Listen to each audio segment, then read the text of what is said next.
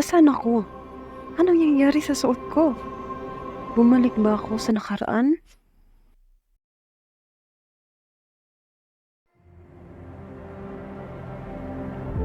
You're back beneath the sun, wishing I could write my name on it. Will you call when you're back at school?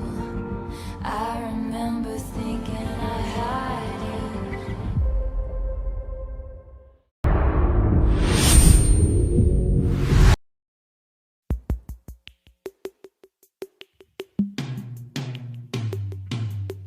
Magandang gabi po. Magandang gabi, Ginoong Dilvale. At magandang gabi rin sa iyo, Binibining Dilvale. Yes, Konosen. Tuloy kayo. Iho, hindi siya isang Dilval. Siya ay si Julia Salas.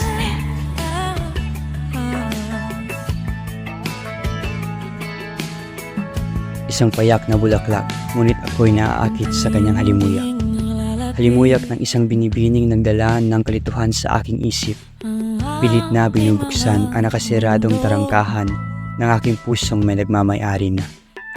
Ngunit, paano kung ang puso ay mahahati sa dalawa?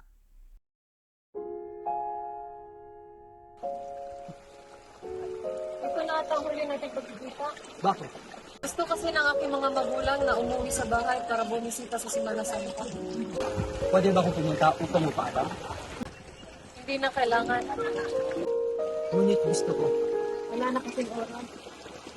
Minsan sa buhay ay kailangan nating pumili sa pagitan ng mga bagay na gusto nating gawin at sa kung ano ang nararapat nating gawin. Mahal, alam mo ba ang ginawa ni Calexa? Ano? Alam mo ba na ang kinakasama niya may kinakasama ring iba? Ano naman? Hindi siya kasal sa kanya. Si nanay na ang halos nagpalaki sa kanya at ganun pala siya kasama. Hindi naman masama ang ginawa ni Calexta. Sang-ayon ka ba sa ginawa niya? Kung makapagsalita ka para kang immoral na tao. Ang hirap kasi sa'yo. Ang iyong mga salita, dahan-dahang naglalaho. Mahal, sandali lang. Iiwan muna kita. May pupuntahan muna ako.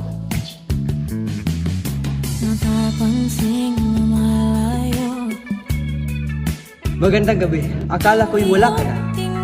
Hindi pa. Hinihiling ng mga kapatid ko na ako'y maghintay hanggang sila'y handa na. Pupunta ba ako? Oo. Ginoong Salazar, nais kitang batiin Para saan? para sa iyong paparating na kasal. Ang tamis sa taruga na naganap sa simula. Ngayon nauna sa puso't isip mga pait. Di mo na maibabalik sa una.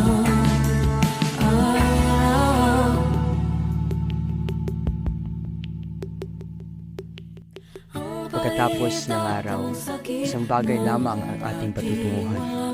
Ngunit minsay binabalot tayo ng pagsisisi, paghihinayang sa mga bagay na hinayaan nating liparin ng hangin. Tanong na walang sagot, luhang nagdudulot sa ating mga mata.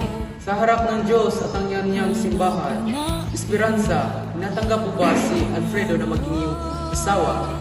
Samahan siya sa kanyang kahirapan at kayamanan, sa karamdaman at kasiganahan, at hanggang sa kamatayan.